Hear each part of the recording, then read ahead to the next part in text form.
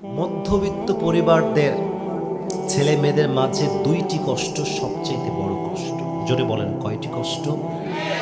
দুইটি কষ্ট মধ্যবিত্ত পরিবারদের সন্তানদের অনেক বড় কষ্ট।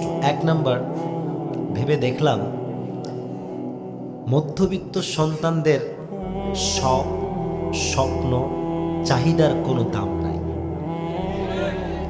কোনো দাম নাই। এরা শখ করে, চাহিদা করে, অনেক ধরনের চাপ আর আশা তাদের ভেতরে থাকে, কিন্তু পূরণ করবার সাধ্য তাদের ভেতরে থাকে না। এটা আমাদের মধ্যবিত্ত পরিবারের অনেক বড় একটা কষ্ট।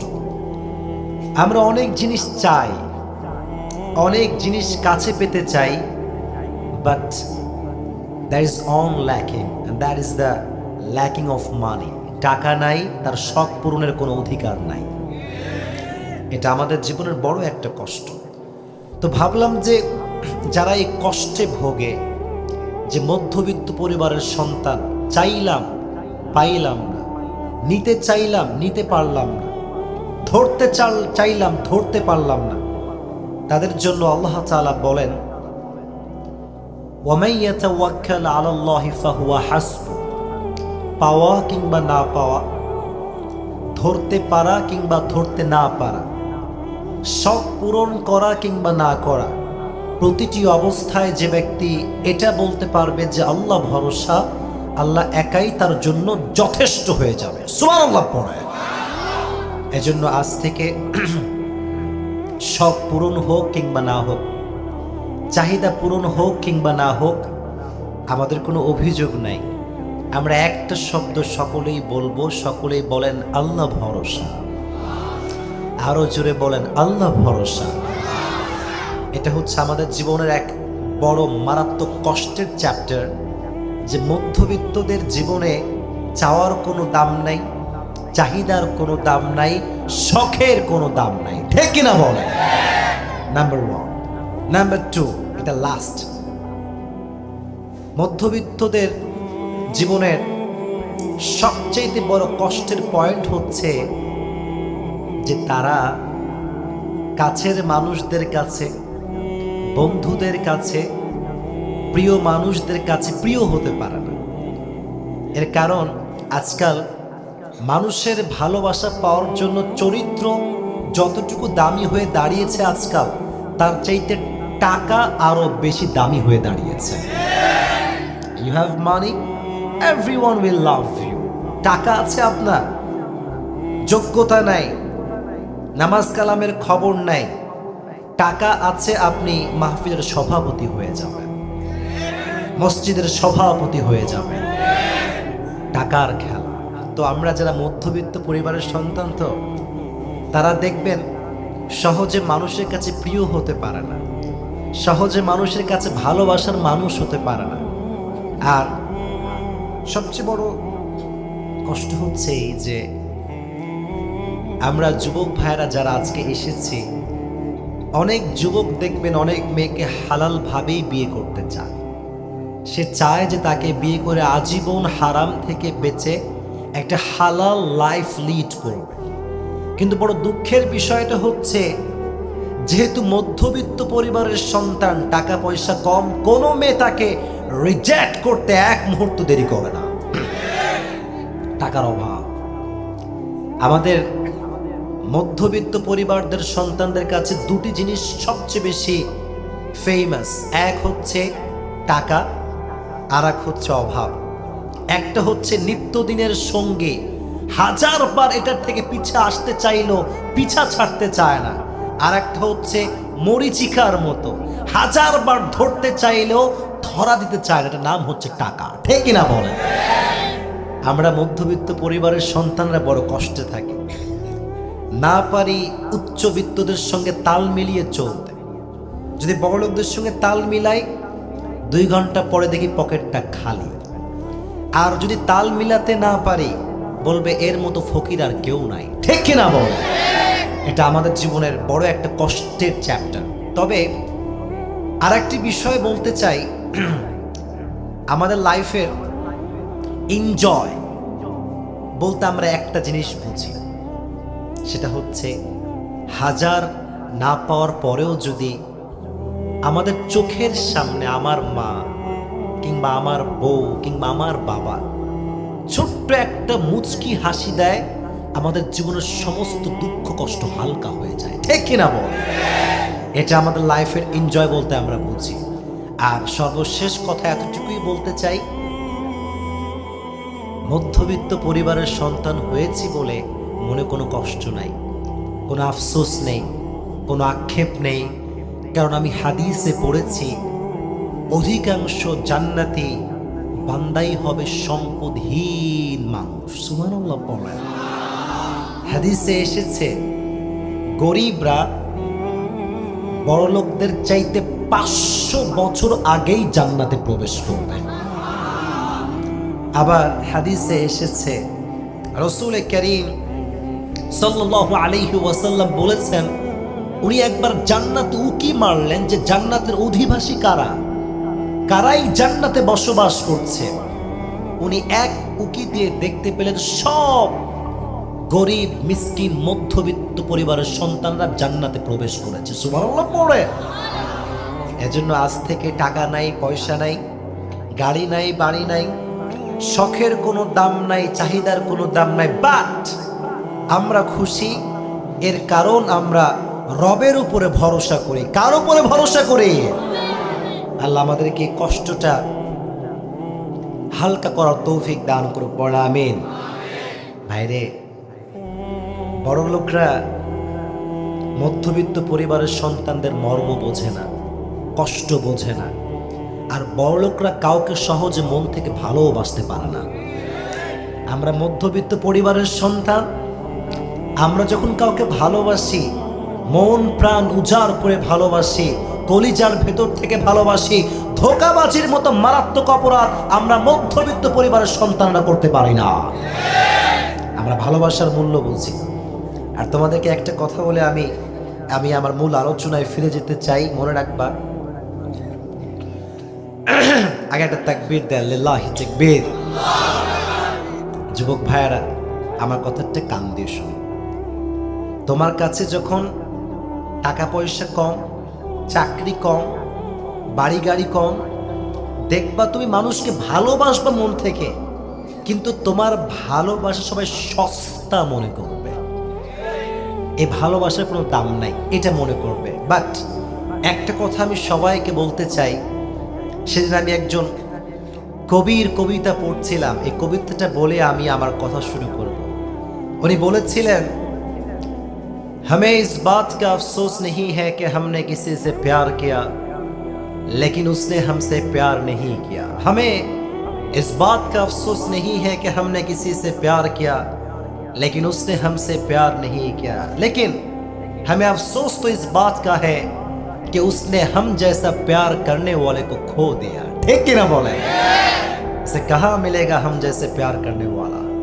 क्योंकि हम जब किसी से मोहब्बत करते हैं तो अल्लाह के लिए ही करते हैं, और जब किसी से हम नफरत करते हैं वो भी अल्लाह के लिए ही करते हैं। ठीक है ना बोले? उन्हीं बोलें, আমি কাউকে ভালোবাসলাম, সে আমাকে ভালোবাসলো না। আমি কাউকে ভালোবাসলাম, সে আমাকে ভালোবাসলো না। এটা নিয়ে আমার কোনো আফসোস নেই, আক্ষেপ নেই। আমার তো আফসোস এটা নিয়ে হয় যে সে আমার মতো একজন ভালোবাসার মানুষকে হারিয়ে ফেলেছে। সে কোথায় পাবে আমার মতো ভালোবাসার মানুষ? কারণ আমরা হাদিস অনুযায়ী আমল করি। যখন কাউকে ভালোবাসি, আল্লাহর জন্য ভালোবাসি। আর যখন কাউকে ঘৃণা করি, ঘৃণাটাও আল্লাহর জন্য করি। ঠিক কিনা বলে? বিশ্বাস করেন, যা বলবো আজকে সবার জন্য জীবন পরিবর্তনের কারণ হবে ইনশাআল্লাহ। আচ্ছা, আগে জিজ্ঞেস করি, মা বোনরা কোন সাইডে আছে? ডান সাইডে আছে শরীফ ভাই? ডান সাইডে আছে? আচ্ছা, মা বোনদের জন্য আমরা দোয়া করি। আল্লাহ রাব্বুল আলামিন মা বোনদেরকে নেক হায়াত দান করুক। পড়া আমিন। মা বোনদের সঙ্গে আমাদের কোনো শত্রুতা আছে? যুবকরা বলো, কোনো দুশ্মনী আছে? কোনো মারামারি আছে? We respect them from our heart. মন থেকে সম্মান করি, ভালোবাসি। যেহেতু যুবকদেরকে নিয়ে একটু বেশি কথা বলি, তো অনেক মেয়ে আমাকে দুই চোখের বিষ মনে করে। তো আমার কথা হচ্ছে, কোনো মেয়ে যদি গাদ্দারি করে, যুবকের সাথে বেঈমানি করে, এটা তো সহ্য করে নেওয়া যায় না। এখন এই কথা বলে যদি আমি একটু অপ্রিয় হই, হলাম অপ্রিয়। হক কথা বললে সবাই তো সহ্য করতে পারে না। তা আমার বোনেরা, গাদ্দারি করা বাদ দিয়ে দেন। যাকে ভালোবাসবেন, যাকে পছন্দ তাকেই বিয়ে করবেন। টাকলাকে বিয়ে করলে সমাধান হবে না। আল্লাহ বোনদেরকে টাকাওয়ালা খোঁজা বাদ দিয়ে চরিত্রবান যুবককে খোঁজার তৌফিক দান করুক। প্রণামে। খুব খুশি তোমরা একেবারে না? তোমরাও আবার কম না, তোমরাও তো একজন 3-4টা প্রেম করে বেড়ায় যুবকেরা আজকে। সো কাউকে একতরফা দোষ দিলে চলবে না, পুরো যুব সমাজকে পরিবর্তন হতে হবে। আল্লাহ তৌফিক দান করুক। প্রণামে। আজকে আমরা যে সূরার থেকে তাফসীর শুনব, সূরাটার নাম হচ্ছে সূরাতুল আসর। সূরাতুল আসর এটি হচ্ছে কোরআনুল কারীমের 103 নম্বর সূরা। বলেন কত নম্বর সূরা? 103। মাশাআল্লাহ। এটির আয়াত সংখ্যা হচ্ছে মোট 3টা। জোরে বলেন কয়টা? প্রত্যেকটি সূরার মাঝে 2টি করে পর্ব আছে। একটা হচ্ছে মাক্কি পর্ব, আর একটা হচ্ছে মাদানী পর্ব। এই সূরাকে মাক্কি পর্বে নাজিল করেছে একজন, তিনি কে? সূরাটা মুখস্থ করবেন। যে শেষে গিয়ে আমাকে মুখস্থ শোনাতে পারবেন তার জন্য আমি আমার পকেট থেকে পুরস্কার দিব ইনশাআল্লাহ। তাহলে সূরা নাম্বার কত? মাশাআল্লাহ, জোরে বলো 100। পারা নাম্বার 30। পারা নাম্বার। আয়াত সংখ্যা কয়টা? এটা কি মাদানী সূরা না মাক্কি সূরা? মাশাআল্লাহ। এই সূরাটা এমন একটি সূরা, আয়াত সংখ্যা খুবই কম। তবে এই সূরাটার ব্যাখ্যা যদি কেউ পড়ে, তোমরা বারবার কেন সাউন্ড করছো বাবুরা? বারবার কেন? শরীফ ভাই কেন? লোক কোথায়? একটু ভলেন্টিয়ার্স একটু বাম দিকে ঘোরা দেন।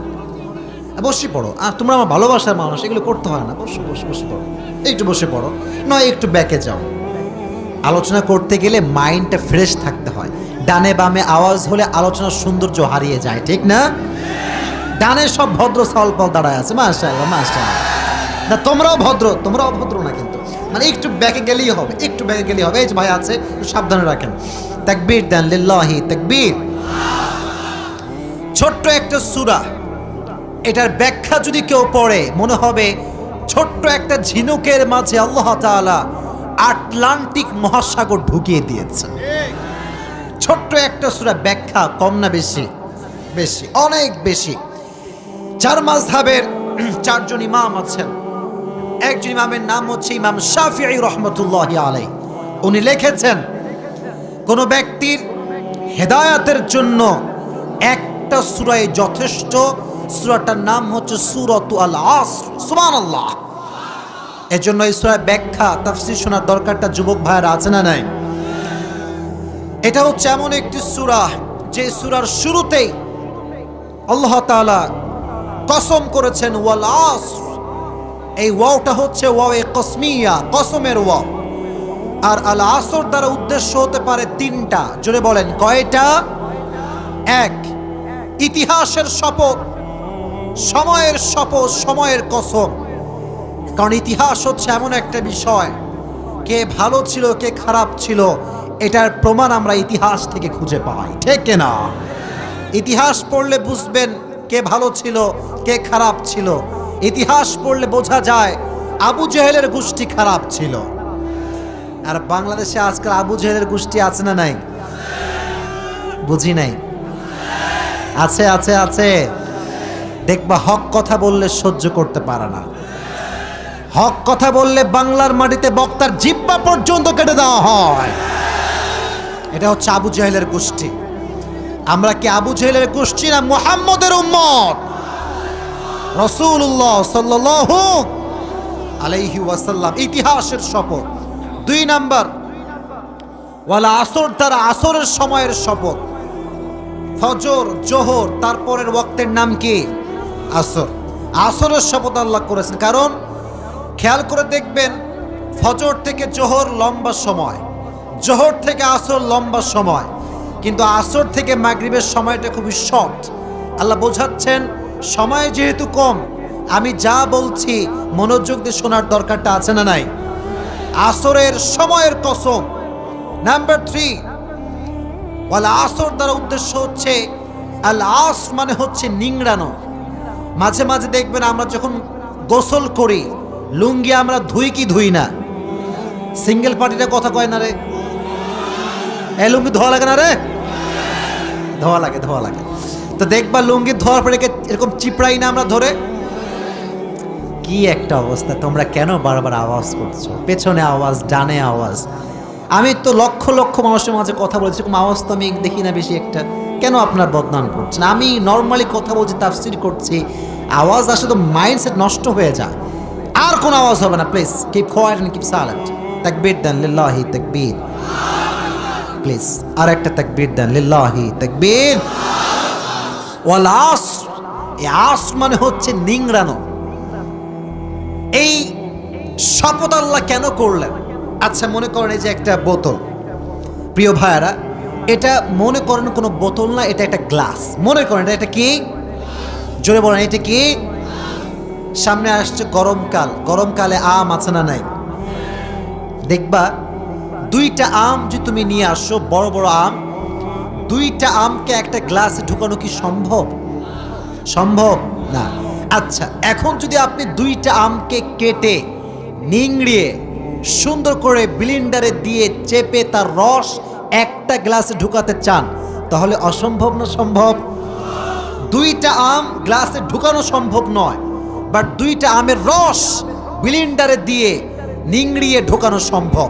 আল্লাহ বলছে, বান্দা আমি জানি যে কোনো মানুষ এরকম হবে না, সব মানুষ একরকম নয়, সবাই পুরো কোরআনটা বুঝবে না।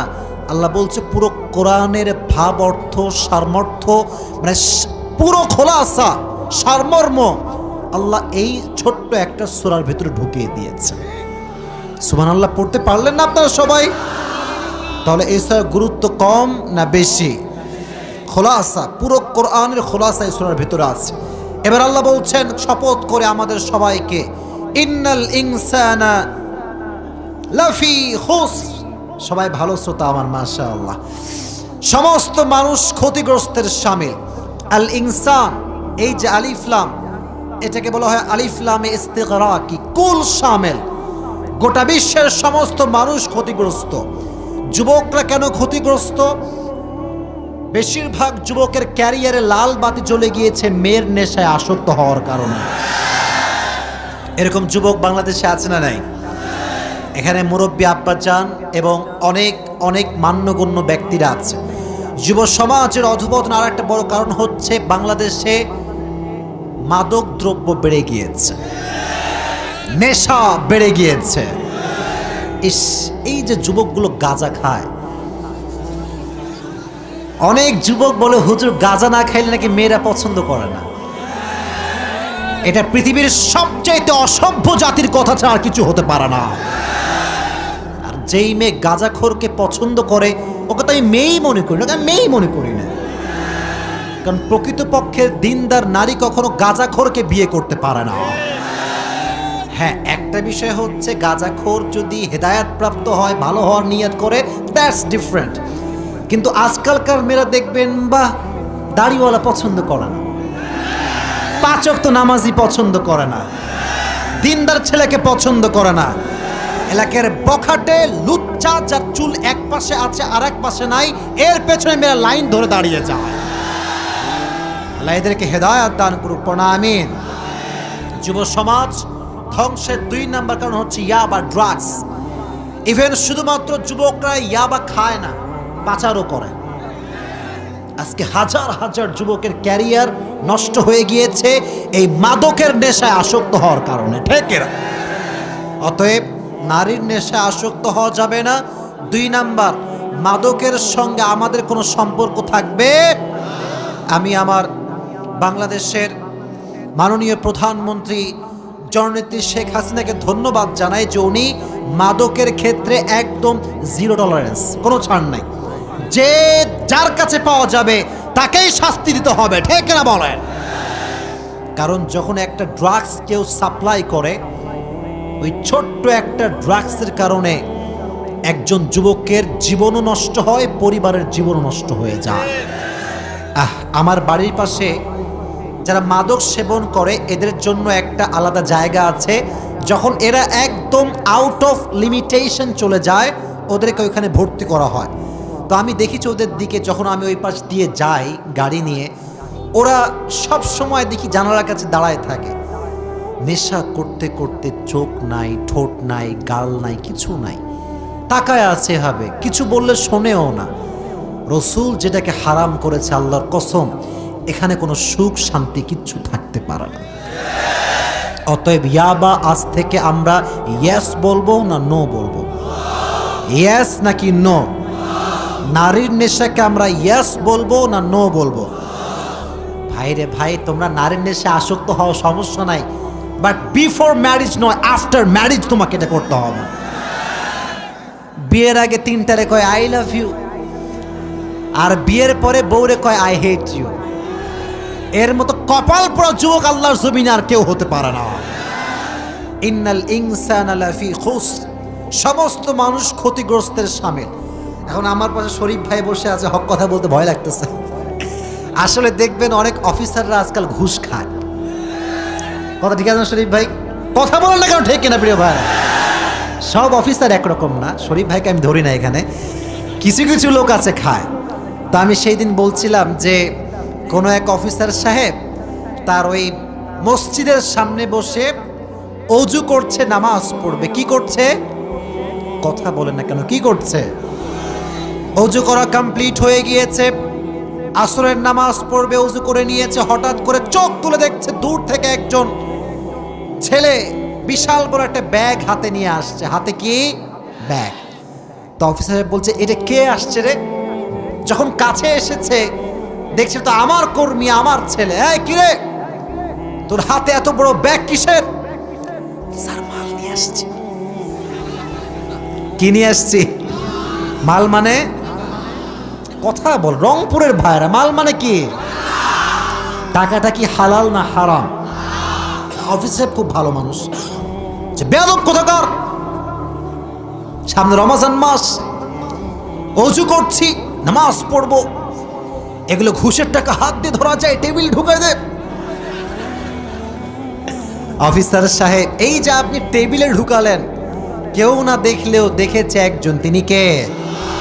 আর এই যে আপনি বাটপারি করলেন আল্লাহর সাথে, এটা স্পষ্ট প্রমাণ হলো আপনি উপরে ফিটফাট, ভেতরে সদরঘাট।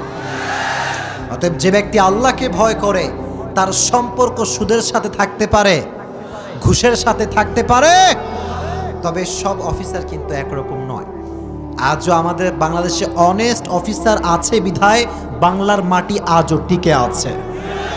আজও বাংলার মাটিতে আমরা তাফসীর প্রোগ্রাম করতে পারছি, ঠিক না বলেন? শরীফ স্যার একজন অফিসার মানুষ, তো কি হয়েছে? উনি সার্বিক তত্ত্বাবধানে ছিলেন, মাহফিল করতে সব সহযোগিতা করেছে। গতবার আমার মাহফিল ছিল রংপুরের আপনার বুড়িরহাটে।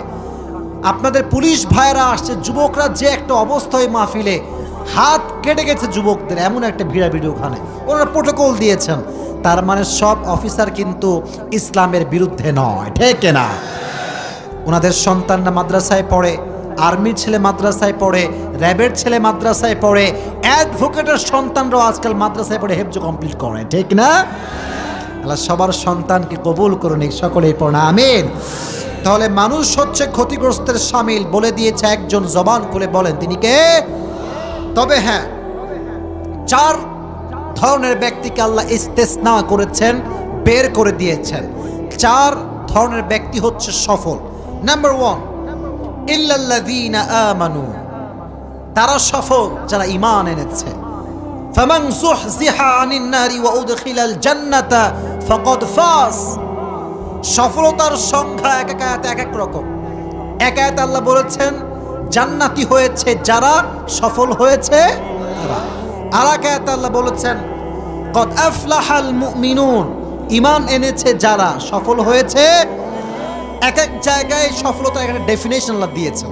তবে দিন শেষে এটাই বাস্তবতা, ঈমান যে এনেছে আর যে জান্নাত পেয়েছে, তার মতো সফল ব্যক্তি আল্লাহর জমিনে আর কেউ হতে পারে না, ঠিক কিনা বলেন? ইল্লাল্লাযীনা আমানু, ঈমান আনতে হবে। তবে ঈমান মানে শুধুমাত্র আল্লাহকে বিশ্বাস করলাম, নবীকে মানলাম, এটার নাম কিন্তু ঈমান নয়। ঈমান হচ্ছে সেই ঈমান, বাতিলের সামনে হক কথা বলবেন, হৃদয় এক মুহূর্ত কোনো ভয় থাকা যাবে না, এটাও একটা ঈমান। আমরা তো আজকাল মাশাআল্লাহ অবস্থা খুবই খারাপ, টাকা পয়সা পাইলে ফতুয়া চেঞ্জ করে ফেলে।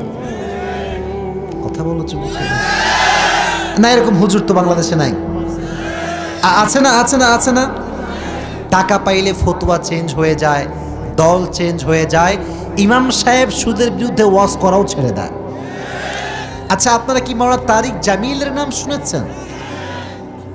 এই যে আমি টুপি পরে আছি না, উনি টুপি পরেন বাট এটা সাদা পাগড়ি পরেন। ওনার চেহারা এতটা সুন্দর, চেহারাটা দেখলেই মনটা ঠান্ডা হয়ে যায়। সুবহানাল্লাহ পড়েন। এত সুন্দর চেহারা আর পাগড়ি অলওয়েজ মাথায় থাকে। তো একদিন উনি বলছিলেন ইমান কাকে বলে বোঝা ট্রাই করবেন। তাকবীর দেন, লিল্লাহি তাকবীর। একজন মুফতির কাছে একজন যুবক আসছে, এসে বলছে মুফতি সাহেব মুঝে আপসে এক মাসআলা পুছনা है, একটা প্রশ্ন করতে চাই। বলে কি প্রশ্ন? বলছে মুফতি সাহেব मैंने अपनी बीवी को 3 तलाक दे दिया। কয় তালাক দিয়েছে? আপনারা সামনে লোক কথা কন না কেন? কয় তালাক? এবার বলেন 3 তালাক দিলে বউ থাকে না যায়? হালাল হয় না হারাম হয়? তো বলছে হুজুর প্লিজ मैं अपनी बीवी से बहुत ही मोहब्बत करता हूं, कोई मसला तो होगा आपके पास हलाल करने के लिए, একটা ফতোয়া প্লিজ। बोलছে बाबा मुझे माफ भी कर दे, दुआ भी कर दे, ये हलाल नहीं हो सकता, ये हराम है, হবে না হালাল এইটা। তো রংপুরের যুবকদের মতো ওই যুবকটা খুব চালাক। তো কোনো কথা ছাড়া এইদিকে আমার চোখের চোখ, আমার বডি দেখেন। তো হুজুরের সামনেই সোজা কোনো কথা ছাড়া পকেটের এমন করে হাত দিয়ে পকেটে যা ছিল টাকা পয়সা সব বের করছে। বের করে মানিব্যাগ যখন বের করছে, পকেট থেকে টাকা বের হয়েছে, এমনি করে টাকার কয়েকটা বান্ডিল বের করে এইদিকে তাকাও, হুজুরের চোখের সামনে ধরছে। ইমান কাকে বল? টাকা। বলছে মুফতি সাহেব थोड़ा सोच कर बताइए क्या फतवा चेंज हो सकता है। কি দেখাইছে ভাই? মানি ইজ এভরিথিং, পয়সা পয়সা পয়সা। টাকা দেখলে মেয়েদের চরিত্র পরিবর্তন হয়ে যায় না? সব মেয়ে, এই বাবা তোর এত জোরে ঠিক কেন বলিস বাবা? সব মেয়ে একরকম না। আচ্ছা আচ্ছা আচ্ছা। তো মুফতি সাহেব যখন টাকা দেখেছে, আগে বলেছিল হারাম, আগে বলেছিল, তো যখন টাকা দেখেছে লুক চেঞ্জ, টাকা বলছে দে টাকা দে, পকেটে ঢুকাই দিয়েছে টাকাটা। এবার মুফতি সাহেবের কথাবার্তা পরিবর্তন। বলছে বেটা তুনে ক্যা পুছা থা मैं तो भूल गया। বাবা তুই কি প্রশ্ন করেছিলি? তো বলছে মুফতি সাহেব मैंने अपनी बीवी को भी 3 तलाक दे दिया, उसकी फैमिली को भी 3 तलाक दे दिया। আর একটু বাড়ছে, এইবার সবাইকে তালাক দিয়ে দিয়েছে। তো বলছে क्या ये हराम है या हलाल है? मुफ्ती साहब बोलছে बेटा ये तो हलाल है, ये तो हलाल। तो যুবক যখন শুনছে কিরে मुफ्ती साहब तो अभी के भी हराम बोल रहा था, ये अभी के भी हलाल कैसे हो गया? मुफ्ती साहब মাসলা বুঝায় দেন। বুঝি নাই। বলছে বাবা তুই কি আরবি বুঝিস? বলছে না আরবি তো বুঝি না। বলছে তুই কি মক্তবে পড়েছিস? বলছে হ্যাঁ মক্তবে পড়েছি। বলছে বল তো কলকলার হরফ কয়টা? বলেন তো কয়টা? বৃষ্টি হচ্ছে আমি বুঝতেছি, বলেন কয়টা? কফ, ত, বা, জিম, দাল। বলছে বাবা তুই যে তালাক বলেছিস এই শেষে একটা অক্ষর আছে। আরবি হচ্ছে এমন একটা ভাষা যে ভাষার একটা অক্ষর চেঞ্জ হলে মিনিংটা চেঞ্জ হয়ে যায়, অর্থ চেঞ্জ হয়ে যায়। বলছে বাবা এখানে শেষে কফ আছে, কলকলার হরফ পড়লে ধাক্কা দিতে হয়, তুই বলছিস তালাক, এটা আসলে হবে তালাক, এটা আসলে হবে কি তালাক। तो যুবক বলছে তাই তো মুফতি साहब मैंने तो ये नहीं किया था। बोलছে बेटा तूने जो तलाक कहा है ये कुत्ते का काफ है, ये कलकला का काफ नहीं है। तो तेरे बीवी भी हलाल है और जो पैसे तूने मुझे दिए ये तो और भी हलाल है। তাহলে আজকাল হুজুররা টাকা দেখলে ঈমান ঠিক থাকে না, ঠিক না বলে? এই ঈমান রাখলে হবে না, যে ঈমান প্রয়োজনে বারুদের মতো জ্বলবে তবুও বাতিলের সামনে মাথা নত করবে না। এই ঈমান রাখার দরকারটা আছে না নাই? এই উঠো না উঠো না উঠো না, বৃষ্টি হচ্ছে আমি জানি, বসো বসো, এই বাচ্চা বসো, ভয় পাবেন না। যদি খুব বেশি জোরেই হয় দোয়া করব, বাট একসঙ্গে যাব, কেউ একা একা যাব না। রাজি আছেন তো ইনশাআল্লাহ? আজ দেখি বৃষ্টি বেশি প্রয়োজনীয় হয় না তাফসির বেশি প্রয়োজনীয় হয়? থাকবেন তো ইনশাআল্লাহ? তাহলে 1 নাম্বার, হৃদয় ঈমান থাকতে হবে একজনের জন্য। আওয়াজ দিয়ে বলেন তিনি কে? ঈমানের পরীক্ষা দিয়েছেন একজন সাহাবী, তার নাম হচ্ছে আব্দুল্লাহ। ভালো করে হাদিসটি আমার মনোযোগ দিয়ে শুনবেন, যেটা আমি বলছি এই হাদিসটি। আব্দুল্লাহ যখন কাফের ছিল, তার নাম ছিল এমন একটি নাম যেই নামটা মুসলমানদের হতে পারে না, মুসলমানদের নাম এটা হতে পারে না। তো যখন নবীজি দাওয়াতের কাজ শুরু করলেন, তখন সে তার চাচার কাছে গেল, গিয়ে বলল, চাচা যান, মক্কায় একজন মানুষ এসেছে যিনি দিনের দাওয়াত দিচ্ছেন, উনি বলছেন লা ইলাহা ইল্লাল্লাহ মুহাম্মাদুর রাসূলুল্লাহ। তো বলছে, চাচা আপনি কি এই কথা বিশ্বাস করেন? চাচা বলছে, আমি বিশ্বাস করি, তবে ঈমান আনবো না, এটা আমি স্বীকার করব না মুখ দিয়ে। তো সে বলছে, চাচা আপনি স্বীকার না করলে কি হবে, আমি এই মুহূর্তে আল্লাহর উপরে ঈমান আনলাম। সুবহানাল্লাহ পড়েন। চাচা বলছে, শোনো ভাতিজা, তুমি যে বলছো তুমি ঈমান এনেছো, এর মানে তুমি বোঝো? বলছে, না বুঝি না, আমাকে বোঝান। বলছে, তোমার জামা যা পরে আছো এটা কে দিয়েছে? চাচা আপনি দিয়েছেন। এই যুবকেরা কান খাড়া করো, ঈমান বোঝো। জামা কে দিয়েছে? বলছে আপনি। তোমার দেহের যে পায়জামা কে দিয়েছে? চাচা আপনি। খাওয়ার আপনি, ভাত আপনি, সবই তো আপনি দেন চাচা। বলছে, যদি ঈমান আনো, ভাতও পাবা না, কাপড়ও পাবা না, কিচ্ছু পাবা না, সোজা এখান থেকে সব জামা খুলে দিয়ে যাওয়া লাগবে। নিজের জামা খুলেছে, পুরো শরীরকে উলঙ্গ করেছে, ঈমানকে হারায় নাই। সুবহানাল্লাহ। উলঙ্গ হয়ে বাসায় ফিরে গিয়েছে। যখন বাসায় গিয়েছে, আম্মা জান এসেছে, কি খবর তোমার? যখনই দেখেছে কে উলঙ্গ, মা লজ্জায় বেহুশ, 2 চোখে 2 হাত দিয়ে ঢেকে ধরেছে। তোমার জামা কোথায়? আইনা লিবাসুক, জামা কোথায় রেখে এসেছো হে আমার সন্তান? তো বলছে, আম্মা জান আজকে ঈমানকে এনেছি, জামাকে বিক্রি করে দিয়েছি। সুবহানাল্লাহ। বলছে, আম্মা জান আপনার কাছে কোনো জামা আছে যেটা আমি পরিধান করতে পারি? বলছেন, না জামা তো আমার কাছে নেই। কি আছে জান একটু খুঁজে বের কর। মুরব্বী আব্বা জানরা একটু কান খাড়া করেন। মা বাসায় গিয়েছে, তন্ন তন্ন তন্ন করে খুঁজে কিছু পায় নাই। একটা ছেঁড়া কম্বল পেয়েছে, ছেঁড়া কম্বলটাই নিয়ে আসছে ছেলের কাছে, যে আব্বা জান এই কম্বলটাই পেয়েছি, আর কিছু নাই। বলছে, দেন, এটাই দেন। ছেঁড়া কম্বলকে কোনো মতে জড়িয়ে মদিনার দিকে নবীর কাছে ছুটে গিয়েছে। এত আস্তে সুবহানাল্লাহ পড়লেন। যাওয়ার পরে সারা রাত সফর করেছে, সারা দিন সফর করেছে, হেঁটে হেঁটে সফর করেছে। ভোর রাতে নবীজির গেটের সামনে গিয়ে বসে গিয়েছে, একদম কম্বল মুড়ি দিয়ে বসে আছে।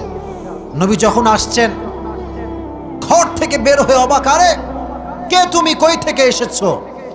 বলছে, নবী হে আমার নাম অমক, আমি ওই জায়গার থেকে এসেছি, আমি উলঙ্গ হয়ে সামান্য একটা কম্বল মুড়ি দিয়ে এসেছি, শুধু আপনার ভালোবাসায় আমি ছুটে এসেছি। সুবহানাল্লাহ। নবী বলছেন, তোমার কোনো টেনশন নাই। নবীজি নিজে জামা এনেছেন, নিজের হাত দিয়ে আব্দুল্লাহকে জামা পরিয়ে দিয়েছেন। আর বলছেন, তোমার নাম আজ থেকে কোনো বিধর্মীর নাম নয়, তোমার নাম আজ থেকে আমি মুহাম্মদ রাখলাম আব্দুল্লাহ। সুবহানাল্লাহ। নবীজি নিজে জামা পরাই দিলেন, নিজেই নাম রাখলেন। ইতিমধ্যে যখন আব্দুল্লাহ ঈমান আনলো, প্রকৃতপক্ষের মুসলিম হয়ে গেল, যুদ্ধের দামামা বেজে উঠল। যুদ্ধ, চতুর্দিকে সব সাহাবায়ে কেরাম রেডি যুদ্ধের জন্য, জিহাদের জন্য। তো আব্দুল্লাহর জ্বর এসেছে। যুবক ভাইরা, কি এসেছে? জ্বর। তো বলছে, নবী হে আমিও তো যুদ্ধে অংশগ্রহণ করতে চাই। নবী বলছেন, আব্দুল্লাহ খবরদার, তোমার জ্বর, তুমি বাসায় থাকো, তোমাকে যেতে হবে না।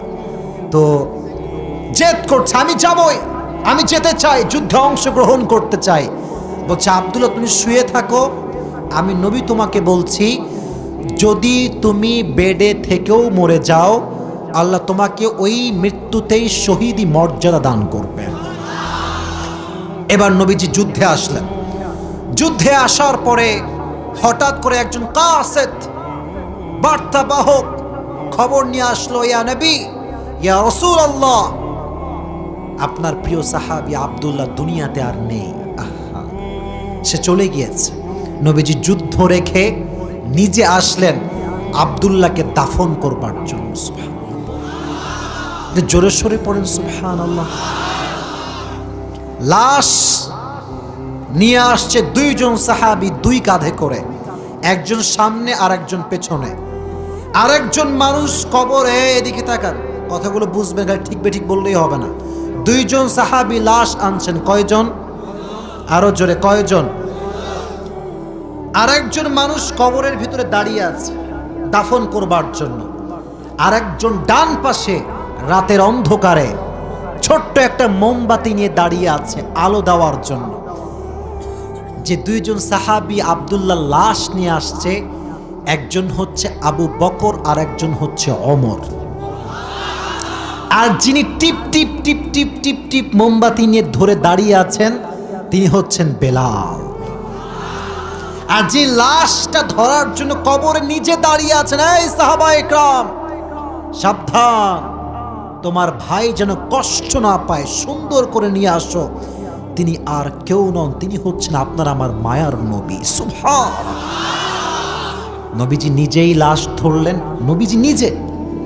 আরে ভাই, যার লাশ নবী নিজে দাফন করে, তার চাইতে ভালো কপাল কি আর কারো হতে পারে? নবী নিজে দাফন করলেন, নিজেই মাটি দিলেন। মাটি দেওয়ার পর নবীজি নিজেই দুটো হাত রবের কাছে তুলে বললেন, আয় আমার রব, সন্ধ্যা পর্যন্ত আমি আব্দুর উপর রাজি ছিলাম, তুমি আল্লাহ রাজি হয়ে যাও। দূর থেকে একজন সাহাবী, তার নাম হচ্ছে আব্দুল্লাহ ইবনে আব্বাস, বিখ্যাত সাহাবী, বিখ্যাত সাহাবী। এত বড় সাহাবী ব্যাখ্যা করার সময় আমার কাছে নাই। দাঁড়িয়ে দাঁড়িয়ে দেখছে যে নবীজি নিজে দাফন করলেন, আবু বকর ওমর নিয়ে আসলো, ইভেন বেলাল দাঁড়িয়ে আছে লাইট নিয়ে, আলো নিয়ে। আব্দুল্লাহ ইবনে আব্বাস চোখের দুটি পানি ছেড়ে কান্না করছে আর বলছে, আল্লাহ, আজ যদি আব্দুল্লাহর জায়গায় আমি আব্দুল্লাহ ইবনে আব্বাসের লাশ হতো, আমি আব্দুল্লাহ ইবনে আব্বাসের কপালটাই খুলে যেত। সুবহানাল্লাহ পড়ে। ঈমান কাকে বলে? উলঙ্গ হয়েছে, ঈমানকে বিক্রি করে নাই। যুদ্ধের জন্য প্রস্তুত হয়েছে, জ্বরকে পরোয়া করে নাই। ঠিক না বলে? এটা হচ্ছে ঈমান। এই ঈমান আমাদের মাঝে নাই। আজকে আমরা হক কথা বলতে পারি না, ইভেন হক কথা সহ্যও করতে পারি না। এ তো আসতে ঠিক বললাম। এই সমস্যা বাংলাদেশে আছে না? ইমাম সাহেবরা দেখবেন, যারা খতিব স্পেশালি, রাগ করবেন না, ইমানের কথা বলতে গেলে কথাগুলো বলতে হয়। খতিব সাহেবকে মসজিদের সভাপতি, সেক্রেটারি, ক্যাশিয়ার সাহেবরা লিস্ট দেয়, এই কথাগুলো বলবেন না। কথা বলেন, কেন বলবেন না? বলছে সুদ চলবে না। কেন? ক্যাশিয়ার সাহেব সুদ খায়। বলছে পর্দার ওয়াজ তাহলে করি, বলছেন না। কেন? বলে যে সভাপতির মেয়ে পর্দা করে না। তো কি ওয়াজ করবে? ঘুষের ওয়াজ নাই, পর্দার ওয়াজ নাই, সুদের ওয়াজ নাই। কেন? এটাই হচ্ছে এমন ঈমান যে ঈমান বাতিলকে ভয় করে। এজন্য আমার ভাই কথা স্পষ্ট, আমি বহু আগে জুমার খুতবা পড়াই, বহু আগ থেকে। আল্লাহ যেন আমাকে একটু একটু সামর্থ্য দিয়েছিল, একটু একটু, একদম টোটালি অফ করে দিয়েছি। বেতনই নেই না, বেতনই বন্ধ। তোমার কথা আমি শুনবো আর কোরআনের কথা বলতে পারবো না, এটা কষ্টের কালো সম্ভব হতে পারে না। ডাল ভাত খাবো, প্রয়োজনে পান্তা ভাত খাবো, হক কথার থেকে বিরত আমরা থাকতে পারবো না। ঠিক না বল? ইমাম সাহেব যারা আছেন, আমাকে শুনবেন ইউটিউবে, ফেসবুকে, ইমাম সাহেব গিরিও করেন, খতিব গিরিও করেন, কিন্তু অর্থনৈতিক অবস্থা শক্ত করেন। কারণ টাকা যার কাছে আছে, তার সামনে কোনো বাপের বেটা উঁচু গলায় কথা বলতে পারে না। টাকা কামাবেন এটাই যে আসল তা না, কিন্তু বেঁচে থাকতে হলে টাকার দরকার। যুবক ভাইরা আছে না নাই? আল্লাহ সবাইকে শক্তিশালী ঈমান রাখার তৌফিক দান করুন। সকলেই পড়া আমিন। আপনারা মনে হয় বৃষ্টির কারণে ভয় পাচ্ছেন, বিরক্ত হয়ে গেছেন। আমি কি দোয়া করে দিব নাকি? চলবে তো ইনশাআল্লাহ। যেরকম মানুষ শুরুতে ছিল, এখনো আছে, এটাই প্রমাণ করে রংপুরের মানুষ ইসলাম প্রেমিক মানুষ, এরা কোরআন প্রেমিক মানুষ, এরা বাতিলের সামনে মাথা নত করে না, ঠিক না বলে? দোয়া করে যাবেন, ঠিক আছে ইনশাআল্লাহ।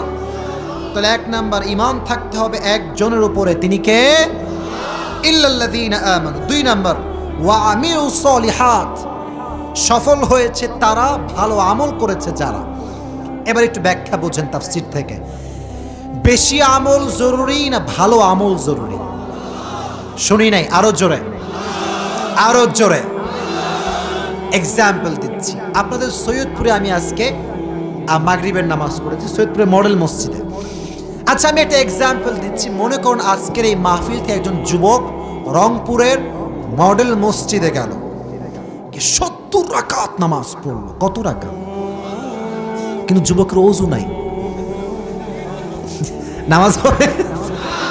বলেন না কেন হবে? আচ্ছা, আরেকজন মুরব্বী গেল, আমার আব্বাজান, সম্মানিত আব্বাজান, 70 রাকাত নয়, 2 রাকাত পড়লো অজু করে, খুশু সহকারে, ওয়ারাত্তিলিল কুরআনা তারতিলা, তারতিল দিয়ে কোরআন পড়লো। 70 রাকাত নয়, 2 রাকাত পড়লো। রংপুরের ভাইরা বলেন তো, যুবকের 70 রাকাতের দাম বেশি না মুরব্বীর 2 রাকাতের দাম বেশি? কারণ ওটা সংখ্যায় বেশি হতে পারে, যেহেতু ওযু নাই এটা ভালো আমল হতে পারে না, ঠিক না? এবার আসেন আয়াত 29 পারার 1 নাম্বার পৃষ্ঠা, সূরা মুলকের 2nd আয়াত। আল্লাযী খালাকাল মাউতা ওয়াল হায়াতা লিয়াবলুয়াকুম আইয়ুকুম আহসানু আমালা। Allah said in this ayah, I have created the life and the death, and after the death I will check, do you have the good deeds or not? আল্লাহ জীবন দিয়েছেন, মরণও দিয়েছেন, বাট মৃত্যুর পরে পাপের পরিচয় দিয়ে কবরে ছাড় পাওয়া যাবে না, নেতার পরিচয় দিয়ে কবরে ছাড় পাওয়া যাবে না। কবরে ছাড় পেতে হলে ভালো আমলের দরকারটা আছে না নাই? আচ্ছা বলেন তো, নবীজির কলিজার টুকরা মেয়ের নাম ছিল কি? মুরব্বী আব্বাজান আগে আগে বলছে, আপনার বলেন, বলেন নাম কি ছিল? আচ্ছা বলেন তো, ফাতেমার মতো নারী আজকালকার যুগে কি আর পাওয়া যায়? ফাতেমা যখন মারা গিয়েছিল বলে গিয়েছিল, খবরদার আমার লাশ যেন কেউ দেখতে না পারে। মৃত্যুর পরে লাশ কাউকে দেখায় নাই, সাইজ বুঝে ফেলবে মানুষ, মোটা না চিকন বুঝে ফেলবে মানুষ, এই জন্য সাইজ দেখায় নাই। আর আজকালকার মেয়েরা ইচ্ছা করে জিন্সের প্যান্ট আর টি শার্ট পরে ফেসবুকে প্রোফাইল পিকচার আপলোড করে, ইচ্ছা করে টিকটকের ভেতরে বাজে উলঙ্গ ড্রেস পরে যুবকদের চোখ নষ্ট করে। তারা করলে দোষ নাই, আমরা দেখলেই দোষ। কেন কেন আমাদের দোষ কোথায়? আগে আপনি ড্রেস ঠিক করেন, রংপুরের যুবকরাও ঠিক হয়ে যাবে, গোটা বাংলাদেশের যুব সমাজ ঠিক হয়ে যাবে, ঠিক না? তো ফাতেমা যেদিন মারা গিয়েছিলেন, তার লাশ যখন কবরের পাশে রাখা হয়েছিল, প্রসিদ্ধ হাদিস, আবু যর গেফারি কবরকে ডাক দিয়ে বলেছিল, আতাদরুনাল কবর মান হাদিহিল মাইয়িত, হে কবর তুমি কি জানো এটা কার লাশ? এটা হচ্ছে একমাত্র নবীজির কলিজার টুকরা মেয়ে ফাতেমার লাশ, এটা হাসান এবং হোসাইনের মায়ের লাশ, এটা জান্নাতের সমস্ত যুবকদের সর্দার হাসান এবং হোসাইনের মায়ের লাশ। খবরদার ব্যবহার যেন খারাপ না হয়। কবরের জবানকে আল্লাহ নিজেই খুলে দিয়েছিলেন, সুবহানাল্লাহ পড়লেন না? কবর ডাক দিয়ে বলছে, আবু যর গিফারি ইসমা, ভালো করে শোনো, হাদাল কবর লাইসা বাইতু নাসাবিন ওয়ালা হাসাবিন, হাদাল কবর লাইসা বাইতু নাসাবিন ওয়ালা হাসাবিন, এটা এমন একটা 3.5 হাত মাটির ঘর, এখানে বাপের কোনো পরিচয় চলে না, বংশের কোনো পরিচয় চলে না, নেতার কোনো পরিচয় চলে না। এখানে বাঁচতে হলে ভালো আমলের দরকারটা আছে না নাই? ইল্লাল্লাযীনা আমানু ওয়া আমিলুস সলিহাত, ঈমান রাখতে হবে আর বেশি বেশি নেক আমল করতে হবে। একজনের জন্য আওয়াজ দিয়ে বলেন, তিনি কে? যে কোনো একজন যুবক দাঁড়াবা এখন, যার বউটও কেউ নাই, দাঁড়িয়ে বাঘের বাচ্চার মতো তাকবীর দিবা, দাঁড়াও।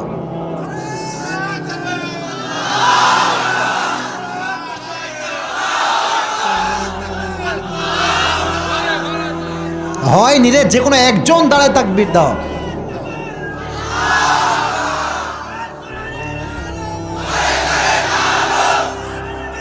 বৃষ্টি দেখছেন পুরো ঘর ভিজে গেল।